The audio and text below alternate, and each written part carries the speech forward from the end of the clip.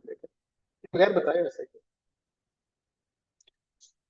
क्यों हो रहा है ये मसला बार बार यार, मुझे ये नहीं समझ आ रहा। नेट का इशू तो नहीं है? नेट ठीक है, पूरे सिग्नल है। अच्छा।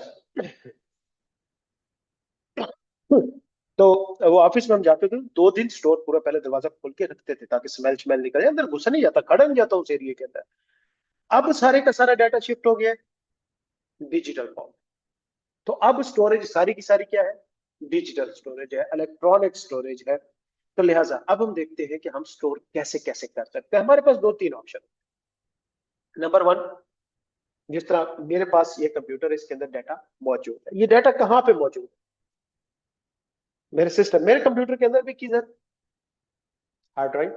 हार्ड ड्राइव में स्टोरेज जो मेरी हार्ड डिस्क है उसके अंदर ये डाटा मौजूद है। एक ऑप्शन तो कि हमारी जो ऑर्गेनाइजेशन है उसका डाटा जो है हमारी अपनी एक हार्ड ड्राइव है, उसके अंदर हम स्टोर करते हैं। लेकिन ये चीज जो है ना, स्मॉल लेवल बिजनेसेस के लिए ठीक है और फॉर लिमिटेड यूज के लिए ठीक है। क्यों? इसके नुकसान क्या है? पहली चीज, ये नॉर्मली ऑफलाइन स्टोरेज होती है और अगर आपकी मल्टीपल ब्रांचेज है तो एक दूसरे के साथ ये उस तरह से इंटीग्रेटेड भी नहीं होती। और आपके सीनियर मैनेजमेंट को अगर कुछ देखना है, चेक करना है, तो उन्हें चेक करने के लिए भी कहाँ आना पड़ेगा? ऑफिस में ही आना पड़ेगा। वो कहीं और बैठे हैं, किसी मीटिंग में बैठे हैं, वहां पे डाटा एक्सेस नहीं कर सकते। और नॉर्मली डाटा ऑफलाइन, मतलब ये साथ साथ अपडेट भी नहीं हो रहा होता। जैसे आपकी सारा दिन फीसें आती हैं, स्लिपें बन रही होती हैं, शाम को एक ही बार बैठ के सिस्टम के अंदर डाटा इंटर करके उसको सेव कर दिया जाता है।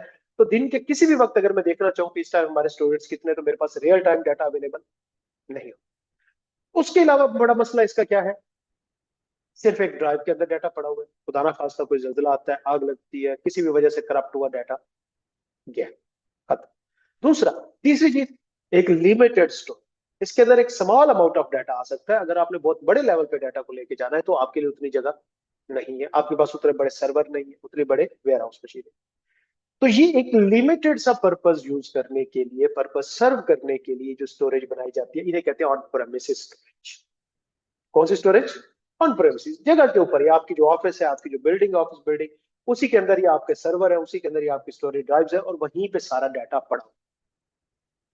लेकिन with increase in technology, trends, IT, तो नई जो अगली स्टोरेज है वो क्लाउड स्टोरेज है। क्लाउड स्टोरेज से क्या मुराद होता है कि एक ऑप्शन आपके पास क्या था कि आप अपनी हार्ड डिस्क रखें, उसके अंदर अपना डाटा सेव। दूसरा ऑप्शन ये है कि लोगों ने अपने अपने सर्वर बनाए हुए हैं और वो सर्वर सारे ऑनलाइन, उनके अंदर स्टोरेजेस मौजूद है। आपको वो ऑफर करते हैं कि आप लोग अपना डाटा उनके स्टोरेज में रख सकते हैं।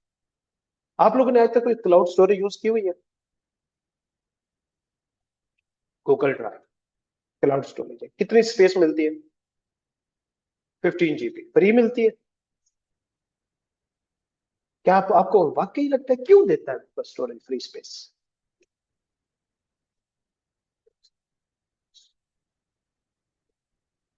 ये लिमिटेड पर्पस है। डाटा आपका कई और जगहों से आ सकता है। फेसबुक के पास, गूगल के पास, गूगल है ना, गूगल के पास क्या आपका डाटा कम है? फिर उसने ये 15 GB फ्री स्टोरेज क्यों दी?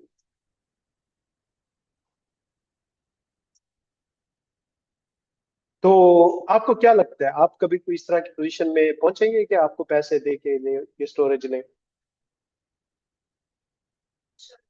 कैसे? देखिए, दो चीजें, एक ये है कि आप खुद करें, एक ये है कि आपको फोर्स किया जाए कि आप करें।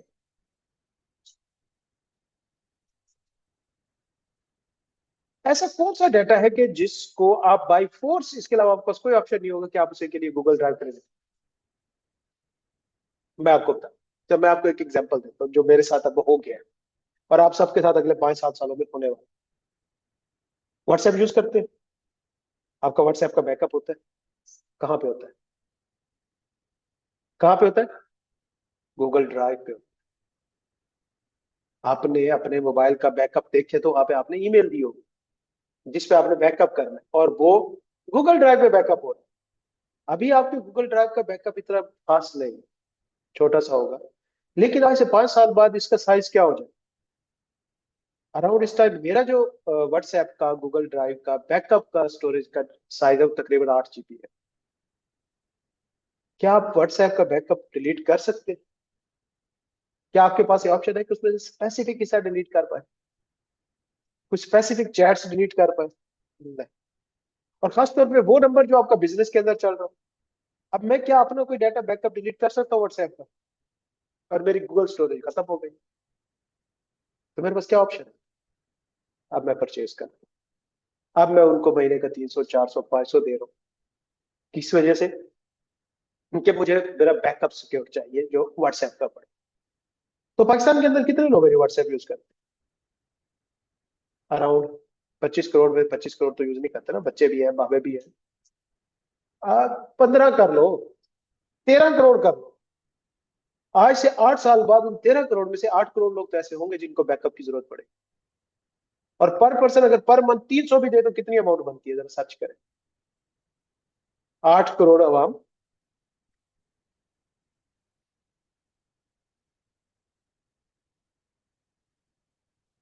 नहीं होती। आपको फिर ट्रांसफर करना नहीं आता ना। पहले बैकअप करें फिर उसको रिस्टोर करें, हो जाता है ना। गरीब इंसान है, थोड़ा सा सीख ले। ठीक है, बैकअप करना सीख ले। आपने बैकअप क्यों नहीं है? देखो ना, बैकअप मोबाइल पे होता है, लैपटॉप पे नहीं होता। तो अपने अबू जी से कहें कि वो बैकअप, उन्होंने भी नहीं किया हुआ। वो भी तो आप ही के अबू है। गरीब इंसान, दोनों गरीब। अच्छा, पॉइंट ये मेरा बचा कि ये जो आपको स्टोरेजेस वगैरह प्रोवाइड की जाती है फ्री, तो एक रूल याद की रखिएगा, when there is something free, you are the product. कोई भी चीज फ्री इस दुनिया के अंदर नहीं है। तो गूगल ड्राइव आपको जो फ्री दी हुई है उसके पीछे मेन पर्पज ये वाले हैं इस तरह। तो आज से 5 साल 10 साल बाद 13 करोड़ में से चले 5 करोड़ रख ले जिनको बैकअप लेना पड़ गया, 300 के हिसाब से 1 अरब रुपया पर मंथ आप उनको पे कर रहे हैं। समझ आ गई बात? तो लिहाजा ये क्लाउड स्टोरेज, इनके फायदे क्या होते हैं? 24 घंटे ऑनलाइन बैकअप है, डिजास्टर रिकवरी प्लान है, खत्म नहीं हो सकते, कहीं से भी आप इसे एक्सेस कर सकते हैं, इजिली कन्वर्टेबल है, 24 घंटे आपको टेक्निकल सपोर्ट है, डाउन टाइम बहुत कम है, डिजास्टर्स की सूरत में भी आपको वो मसला नहीं है करने का, और आपको कोई बड़े बड़े सर्वर नहीं मेंटेन करने, कोई टेक्निकल पर्सन हायर नहीं करने, कोई पूरा डिपार्टमेंट नहीं बनना जो इसको बैठ के डील करे। तो ये स्टोरेज क्या होती है? Cloud storage. क्लाउड स्टोरेज इसका मतलब ये नहीं है कि ये कोई सैटेलाइट के अंदर डाटा सेव हो। आपको ऐसा लगता है कि ये सैटेलाइट के अंदर डाटा सेव होते हैं? हाँ, नहीं लगता? पक्की बात है, लगता है, थोड़ा थोड़ा लगता है। अब वो कर रहे हैं। हमें भी ऐसा लगता था कि हवा के अंदर डाटा सेव होता है या क्लाउड। नहीं बचा, ये एक्चुअल सर्वर ही है। जिस तरह हमारे सिस्टम के ऊपर पड़ा है, हमारे कंप्यूटर में एक छोटी स्टोरेज है और बाकी बहुत सारे काम करने के लिए इसके अंदर कंपोनेंट लगे हुए हैं। जबकि ये जो गूगल ड्राइव हो गई, इनके सर्वर होंगे, बहुत सारे सर्वर होंगे, कोई एकड़ के ऊपर फैले हुए इनके सर्वर लगे होंगे जिनमें ट्रिलियन एंड ट्रिलियन ऑफ टीबीज का डाटा रखने की जगह होगी। और उन्होंने उन सर्वर्स को ऑनलाइन किया हुआ है, आप उनको ऑनलाइन एक्सेस कर सकते हैं। तो आप यहाँ पे डाटा सेव करने के बजाय, अपने सिस्टम में रखने के बजाय कहाँ पे रख रहे होते हैं? उनकी हार्ड ड्राइव के अंदर रख रहे होते हैं। फायदा क्या है? कि वो हर वक्त ऑनलाइन है, जिसकी वजह से हमें क्लाउड सर्वर कहा जाता है, कि आप कहीं से भी बैठ के उसको एक्सेस कर सकते हैं। ऊपर देखें, ऊपर बादल फिर रहे तो बस ठीक है, आप अपना डाटा एक्सेस कर सकते हैं। जिस तरह आप यूट्यूब पे वीडियो अपलोड करते हैं, आखिर वीडियो का साइज है 1 GB का, वो कहीं पे तो जाके स्टोर होती है। कहाँ पे होती है? यूट्यूब के सर्वर के अंदर। तो ये storage is cloud storage, data store on remote servers. Remote मतलब आपकी ऑफिस प्रीमिसिस से हट के किसी और जगह पे कोई सर्वर पड़ा हुआ है, और वहां पे आप जो डाटा सेव कर रहे होते हैं by the third party provider, जैसे माइक्रोसॉफ्ट अजूर है, गूगल है, क्लाउड, मुख्तलिफ तरह की इस तरह की कंपनीज है। मेगा यूज किया होगा आपने शायद। इस तरह शेयर शेयर इट तो नहीं, वो टेराबॉक्स है, इस तरह की बहुत सारे क्लाउड स्टोरेज फिर रही हैं जो आपको फ्री में भी और पेड भी ऑफर करती हैं कि आप हमारा अपना डाटा हमारे ऊपर सेव करें। इससे फायदा क्या होता है? स्केलेबिलिटी, आप जितना मर्जी डाटा सेव करें उनके पास जगह इनफ है। आप आसानी से बढ़ा सकते हैं। सिंपल 200 की जगह आप 500 का पैकेज ले लें तो जगह बढ़ जाएगी। आपको कोई नई हार्ड ड्राइव इंस्टॉल करने की जरूरत नहीं है, कोई वर्किंग करने की जरूरत नहीं। कॉस्ट एफिशिएंट होते हैं, आपको डिपार्टमेंट बनाने की जरूरत नहीं है, टेक्निकल पर्सन रखने की जरूरत नहीं है, बड़े बड़े सर्वर लगाने की, उनकी मेंटेनेंस करने की। तो लिहाजा ये सारे काम जो है, फायदा होता है क्लाउड स्टोरेज। और तीसरा हाइब्रिड होता है कि आप अपना ऑन प्रीमिसिस भी रखते हैं और उसका बैकअप किधर रखते हैं? क्लाउड स्टोरेज में रखते हैं। दोनों जगह पे देखिए, फॉर एग्जांपल मैं आपको अपना एक दिखाता हूँ। अब ये देखिए, मैंने ये हाइब्रिड किया हुआ। मेरे पास ये हाइब्रिड सर्विस है। ये मेरा माई कंप्यूटर, माई पीसी खुला हुआ है, देख रहे हैं? आपको नजर आ रहा है? इसके अंदर आप देखेंगे तो पहली दो ड्राइव आपको नजर आ रही है, कौन सी? सी और डी। ये वो स्टोरेज है जो मेरे सिस्टम की, इसके अंदर जो एसएसडी मौजूद है। और साथ में आपको 3 ड्राइव और भी नजर आ रही है। ये कौन सी ड्राइव है? Google drive. इनके अंदर जो डाटा पड़ा हुआ है वो मेरे सिस्टम के अंदर भी पड़ा हुआ है, और साथ उसका बैकअप कहां पे पड़ा हुआ है? गूगल के ऊपर भी पड़ा। ये मैंने कौन सी स्टोरेज बनाई हुई है? हाइब्रिड।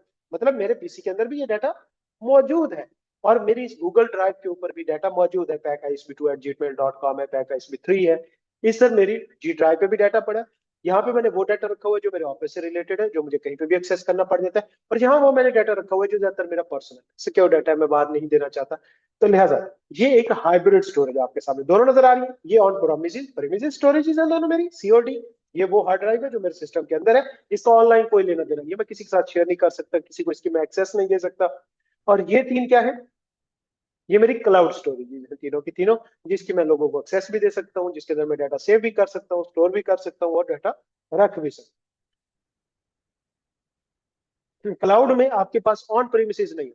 अगर आपका वो जीमेल अकाउंट लॉग आउट है तो आप उस डाटा को एक्सेस नहीं कर सकते, जबकि हाइब्रिड में वही डाटा आपके हार्ड में भी पड़ा हुआ है। आप ऑन प्रीमिसेस, अगर आपके पास क्लाउड एक्सेस नहीं है, उस वक्त इंटरनेट नहीं है, तो आप ऑफिस के अंदर भी वो डाटा मौजूद है। और अगर इंटरनेट है तो ऑनलाइन भी पड़ा है, आप उसको कहीं भी शेयर कर सकते हैं। ऑन प्रीमिसेस को मैं किसी को दे नहीं सकता डाटा, इस डाटा को मैं शेयर नहीं कर सकता, जबकि ये डाटा मेरा शेयरेबल डाटा है। तो मैंने इनको बाइफरकेट किया। क्लियर है बच्चा? तो ये हमारी हाइब्रिड स्टोरेज है। उसके बाद आगे चलते हैं। तो ये हमारी क्लासिकल मॉडल है। इसके अलावा कुछ नई टेक्नोलॉजीज भी स्टोरेज के हिसाब से आई हैं। ये बेसिकली स्टोरेज नहीं है, ये स्टोरेज स्टोर करने के डिफरेंट तरीकाकार। जो नीचे है ना, emerging trend in data storage, ये डाटा स्टोरेज नहीं है। डाटा स्टोरेज 3 ही है। कौन कौन सी? On premises, cloud and hybrid. और अगर कहा जाए तो 2 ही है, ऑन प्रेमिसेस और क्लाउड। 2 ही स्टोर। उनके अंदर फिर डाटा स्टोर करने की डिफरेंट टेक्निक्स है। समझ आ गई बात? उनके अंदर डाटा स्टोर करने की डिफरेंट टेक्निक्स हैं, जिसके अंदर पहली टेक्निक है एज स्टोरेज। देखिए, यूट्यूब कहां की कंपनी है? अच्छा, आई टू बी याद है? थोड़ी थोड़ी, चले मैं पूछता हूँ, अभी भूल जाएगी, कोई याद नहीं आप। लैन वैन याद है? हाँ, नहीं, मुझे वो पता है, इतना कॉमन। मुझे स्पेसिफिक बताओ, लैन क्या था? लोकल है। मतलब 3-4 कंप्यूटर जो जहां पे पड़े हुए हैं वो आपस में कनेक्टेड है, ये लैन। एक वैन था, वाइड एरिया। गरीब इंसान, वाइड एरिया नेटवर्क उसके अल्फाज के अंदर मौजूद है। क्या था? Wide area network. उनके एडवांटेज डिसएडवांटेज याद है कि थोड़े बहुत? किसमें? लैन में कॉस्ट कम थी, वैन में ज्यादा। एक और था, एक और ज्यादा इंपॉर्टेंट, स्पीड। लैन में स्पीड क्या थी? ज्यादा थी। वैन में स्पीड, जितनी नेटवर्किंग की तार बढ़ती जाएगी आपके दो सिस्टम्स के अंदर शेयरिंग, स्पीड कम होती। समझ आई बात? स्पीड कम होती जाएगी। जैसे फॉर एग्जांपल, मैंने यूट्यूब यहां से बैठ के खोल ली, और यूट्यूब का सर्वर, यूट्यूब कंपनी कहाँ की है? किस मुल्क की है? यूएसए की है। यूट्यूब के सर्वर कहाँ पे पड़े? यूएसए में पड़े। एक बंदा यूएसए में बैठ के यूट्यूब खोलता है, एक बंदा 12,000 किलोमीटर दूर पाकिस्तान में बैठ के यूट्यूब खोलता है। क्या दोनों के उस सर्वर के साथ कनेक्टिविटी स्पीड सेम होगी? नहीं। वो जो बंदा वहां बैठा है उसके लिए वो लैन हो जाएगा, वो करीब है उसके स्टोरेज के, वहां पे उसकी स्पीड ज्यादा होगी। जबकि मैं यहाँ पे बैठा हूं, स्पीड कम होगी, लैग होगा बीच में। तो फिर इसका सोल्यूशन क्या निकाला? इसका सोल्यूशन ये निकाला गया कि यूट्यूब ने अपने सर्वर सिर्फ यूएसए में नहीं रखे, बल्कि उसने तमाम कॉन्टिनेंट्स के डिफरेंट ममालिक के अंदर अपने सर्वर रखे हुए, स्टोरेजेस। वो क्या करता है कि जब भी मैं कोई वीडियो अपलोड यहाँ पाकिस्तान से बैठ के कर रहा हूँ, तो इसको वो यूएसए के सर्वर में स्टोर नहीं करेगा, बल्कि देखेगा कि जो मेरे करीब करीब उसके स्टोरेज है, हो सकता है उसका इंडिया के अंदर कोई स्टोरेज रूम हो, वहां पे वो मेरी वीडियो स्टोर करेगा, ताकि जब मैं उसे एक्सेस करूं तो मुझे स्पीड उसकी ज्यादा मिले, जो सर्वर हो वो क्या हो, मेरे क्लोज मौजूद। समझ आई बात? कंसेप्ट थोड़ा क्लियर हुआ आपको कि क्या है? एक ऑप्शन ये है कि एक ही मेल सर्वर बना ले। अब करीब वालों को तो स्पीड ज्यादा मिलेगी, और दूर वालों को स्पीड कम मिलेगी। दूसरा ऑप्शन ये है कि आप अपने सर्वर्स कई जगहों पे लगा दें, और जिसको जो ज्यादा करीब पड़ रहा हो उसको उसकी एक्सेस दें कि वो अपना डाटा उस सर्वर में स्टोर। आपने कभी, जब ये गूगल ड्राइव या इस तरह का लॉगिन बनाते तो वो आपसे मुल्क पूछता नहीं पूछता किस कंट्री से? पूछते, क्यों पूछता? उसने क्या करना है कि आप किस कंट्री से? उसने यही डिसाइड करना होता है कि आप किस मुल्क से बैठे और आपको करीब सर्वर कौन सा पड़ता है जिसके अंदर आपका डाटा उसने सेव करना है। और ये पुरानी टेक्नोलॉजी नहीं है। अगर मैं आपको कहूँ अपने वालिदैन से पूछे या अपने बड़े बहन भाई से, या शायद आपने भी फेस किया होगा, अराउंड 2014-15 में यूट्यूब की वीडियोस इतनी आसानी से नहीं चल जाती थी। इतने बहुत स्लो हुआ करता था, इतने आसानी से खुलती भी नहीं थी, क्वालिटी भी बकवास होती थी। उस वक्त यूट्यूब का मल्टी सर्वर या एज टेक्नोलॉजी अप्लाई नहीं कर रहा था। अब यूट्यूब नेट बहुत ही स्लो क्यों ना, यूट्यूब फिर भी चल जाता है। आप 2G पे भी बैठे हो यूट्यूब चल जाता है। वजह अब एज टेक्नोलॉजी, अब उन्होंने सर्वर अपने पूरी दुनिया के अंदर फैला दिए हुए। आप में से पबजी किसी ने खेली? कोई game? Call of duty, call of duty में सर्वर होते हैं? बिल्कुल, एशिया सर्वर होता है, वो आप उसमें लैग कम होता है। जितना यूएस से यूरोप सर्वर सेलेक्ट करेंगे उसमें लैग ज्यादा होता है, पिंग ज्यादा आ रही थी, वजह डिस्टेंस बढ़ता जाता है। समझ आ गया? तो एज टेक्नोलॉजी क्या है कि वो जो आप स्टोरेजेस, क्लाउड स्टोरेजेस या ऑन प्रोमिस स्टोरेजेस रख रहे हैं, कोशिश करें कि आपकी जो बिजनेस प्लेस है उसके जितना करीब पॉसिबल हो उतने करीब अपने सर्वर्स को मेंटेन करें ताकि स्पीड बढ़े।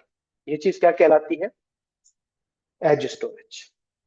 अगली चीज है ब्लॉकचेन बेस्ड स्टोरेज। अब ये उससे भी थोड़ी सी टेक्निकल चीज।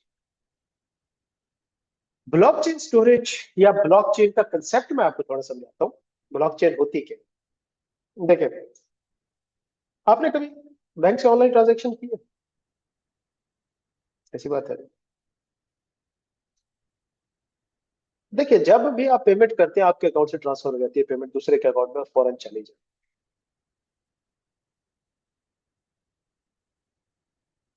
कभी चेक से पेमेंट का प्रोसीजर पता है आपको? चेक से पेमेंट कैसे होती है?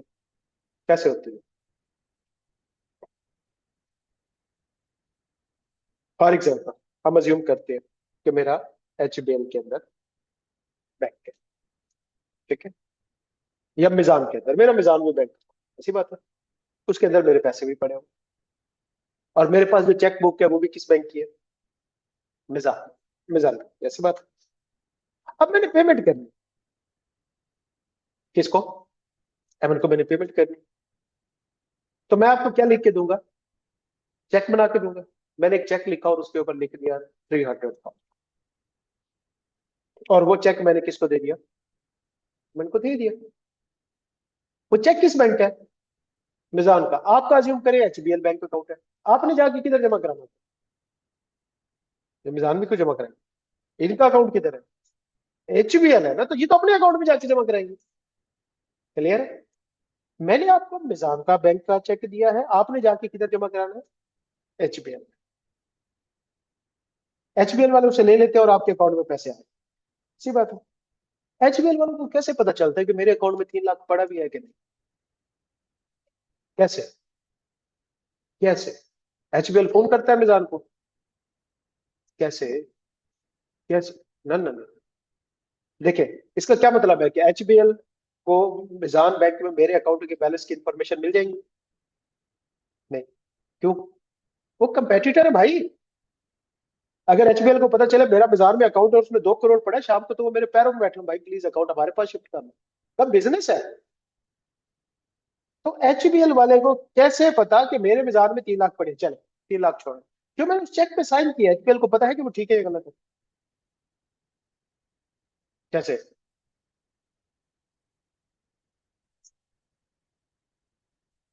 चेक क्या है, कैसे कैंसिल होगी? मुझे लॉजिक समझाए ना।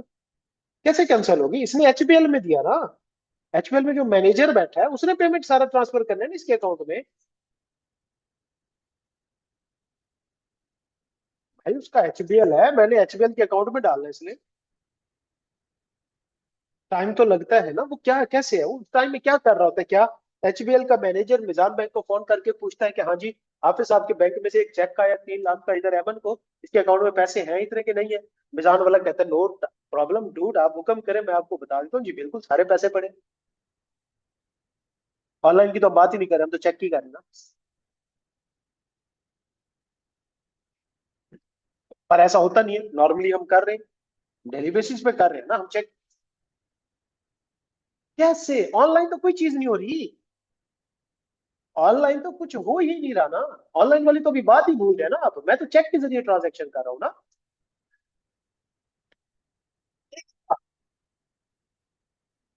एचबीएल का अपना ऑनलाइन है ना, एचबीएल का मिजान के साथ क्या लिंक है? नहीं, नहीं, कोई भी इस तरह की चीज नहीं है। इसका क्या मतलब है? State bank of Pakistan Mizan bank की सारे कस्टमर की डिटेल एचबीएल को प्रोवाइड कर देगा? डिटेल का क्या मतलब? किस डिटेल को आप रेलिवेंट कहते हैं? सिंपल इतनी सी बात, इतनी सिंपल इतनी सी बात है कि मेरे अकाउंट में 3 लाख का पड़ा है, ये नहीं पड़ा, ये चीज की डिटेल मिजान एचबीएल को दे सकता है? क्यों? कैसे? भाईजान देखे, अगर एचबीएल वालों को मेरे अकाउंट की डिटेल पता चल जाए, मेरे कस्टमर का मेरी इंफॉर्मेशन उसमें देखे, मेरा सिर्फ इनके पास चेक गया है, इसके अलावा मेरी कोई इंफॉर्मेशन नहीं गई, बाकी इंफॉर्मेशन देना तो अपना कस्टमर लूज करने वाली बात है। और डाटा कॉन्फिडेंशियलिटी तो कोई चीज है, मैंने जब खुद इजाजत नहीं दी हुई कि आप एचबीएल वालों को बताएं। एचबीएल में हो सकता है मेरी फुफा बैठी हो, उसे पता चल जाए।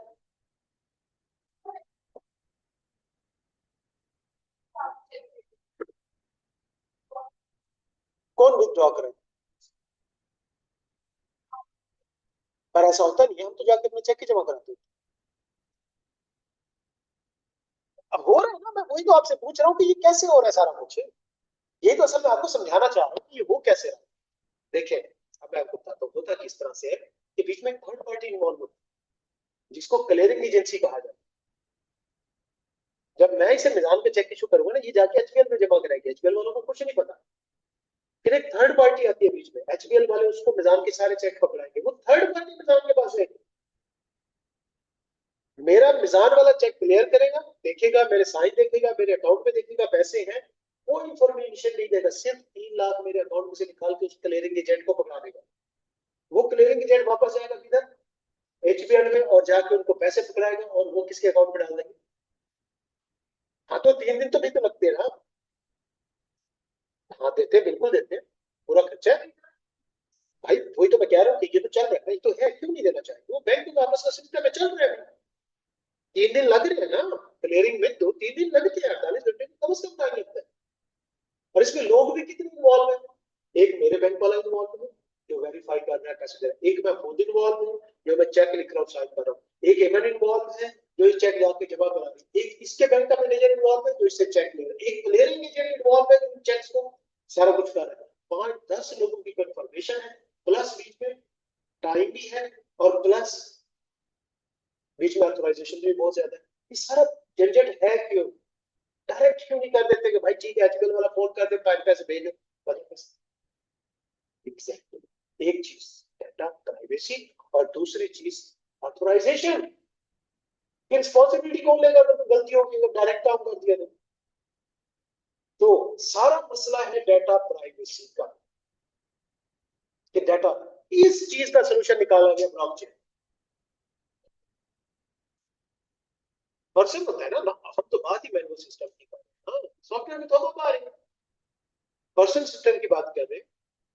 इसका सोल्यूशन निकाला गया ब्लॉकचेन टेक्नोलॉजी। ब्लॉकचेन टेक्नोलॉजी क्या है कि देखिए, बैंक वाले के पास हमारा एक अकाउंट है, उसके अंदर हमारा एक लेजर पड़ा, मतलब हमारी डिटेल पड़ी। आपके पास भी तो ऐप है, मोबाइल ऐप है ना, आपके पास भी तो सारी डिटेल है। ऐसी बात है, आप जब ऑनलाइन ट्रांजेक्शन करते हैं मिजान से एचबीएल में, कितनी देर में पैसे ट्रांसफर होते हैं? Within seconds. क्यों? अच्छा, अब वजह क्या है कि जो बीच में जितनी भी कंफर्मेशन ऑथराइजेशन है कौन कर रहे हैं? कंप्यूटर्स। लोग बीच में से निकल गए। जब आप ऑनलाइन ट्रांजेक्शन करते हैं क्या आपके बैंक में बैठा मैनेजर पे साइन करता है उस पर? नहीं, आपने ऑथराइजेशन की, उससे अगले वाले सारे काम कौन कर रहे हैं? कंप्यूटर कर रहे हैं, वही चेक कर रहे हैं कि आपके अकाउंट में पैसे हैं कि नहीं, वही अगले के अकाउंट की डिटेल भी ले रहा है, वही आपके अकाउंट से पैसे वहां ट्रांसफर भी कर रहा है और उसको रिकॉर्ड भी करवा रहा है।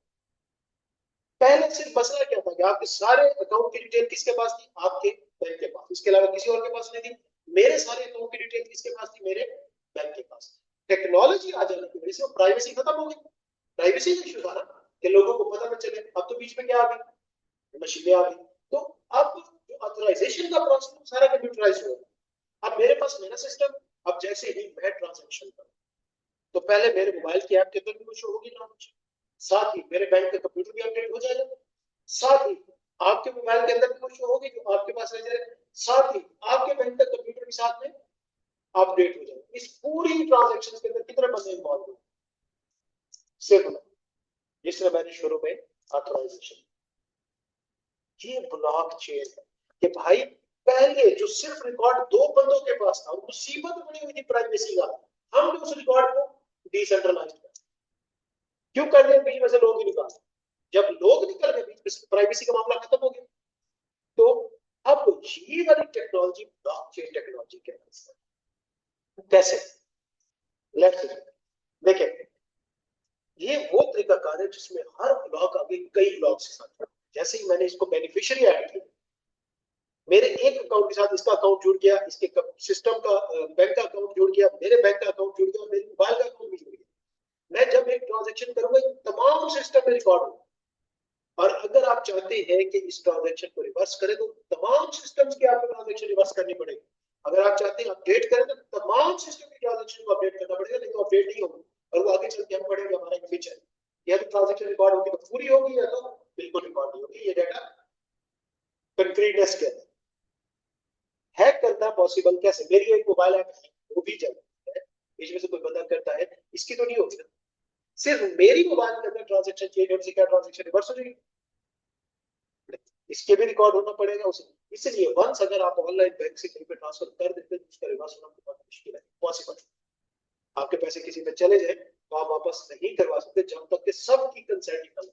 जितने बीच में सारे मौजूद थे, आप, आपका बैंक, उसका बैंक, वो बंदा, जब तक इन सबकी कंसेंट नहीं होगी आपको पैसे वापस नहीं मिल। ये ब्लॉकचेन टेक्नोलॉजी है कि उन्होंने क्या किया, जो स्टोरेज है डिसेंट्रलाइज कर दी, आपको दे दी, और जो सारी कंफर्मेशन या ऑथराइजेशन थी वो किसके हवाले कर दी गई? कंप्यूटर्स के हवाले कर दी। चल आज के लिए इतना ही है, आगे चलते हैं। ये हमारी cloud storage, data store is on remote server. अच्छा किधर गया? Blockchain decentralised storage solution. पहले सिर्फ दो बंदों के पास आपके रजिस्टर है, कितने लोगों के पास है?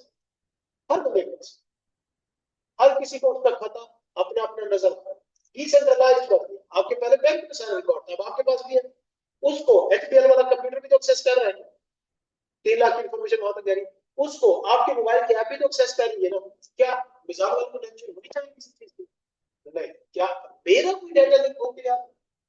नहीं। मेरी कोई आइडेंटिटी तक जा रही है, मेरे अकाउंट की इंफॉर्मेशन तक जा रही है, लेकिन कनेक्शन बीच में मौजूद है, सिक्योरिटी और वगैरह वगैरह। उसके बाद data lake, centralised repositories of storing the raw and structured data. ये बड़े बड़े डाटा वेयर हाउस लोग बना लेते हैं जहां पे आप अपना डाटा मेंटेन करते हैं। ये डाटा स्टोरेज का ही एक तरीका कार है कि आप बड़े बड़े सर्वर बनाते हैं, डाटा लेक्स बनाते हैं। इनके ऊपर हम डिटेल में चैप्टर 4 के अंदर चीजें देखेंगे जब बिग डाटा को एक्सप्लेन। तो ये हमारा डाटा स्टोरेज का टाइप था कि जो हमने अपना डाटा स्टोर करना होता है सिस्टम के अंदर, कितने तरीके स्टोर करते हैं, और उन स्टोरेज के अंदर किस किस मॉडल के अंदर हम कर सकते हैं। एज टेक्नोलॉजी के तहत कर सकते हैं, ब्लॉकचेन में कर सकते हैं, या डाटा लेक्स की फॉर्म में भी हम कर सकते हैं।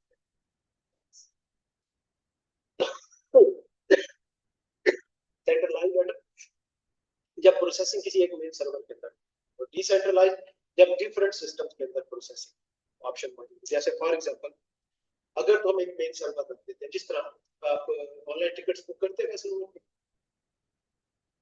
किसी और चीज की, कोई ऑनलाइन टिकट बुक भी हो,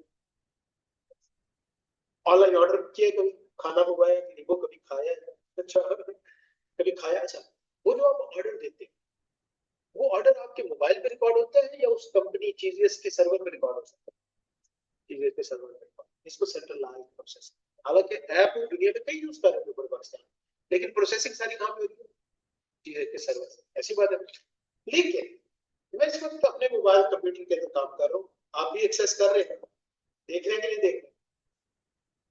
क्या मेरे सिस्टम में जो काम हो रहा है ये मेरे सिस्टम में हो रहा है या आपके सिस्टम में? तो मेरे ही system। लेकिन हम दोनों के सिस्टम कनेक्टेड है आपस में नहीं है, जोम के जरिए। आपके सिस्टम में जो काम हो रहा है वो आपके सिस्टम में हो रहा है या मेरे में हो रहा है? वो आपके अपने सिस्टम में। ये डिसेंट्रलाइज्ड प्रोसेसिंग है। देखिए डाटा हम एक साथ शेयर कर रहे हैं, लेकिन प्रोसेसिंग हर सिस्टम के उसके अपने अंदर, ये डिसेंट्रलाइज्ड प्रोसेसिंग है।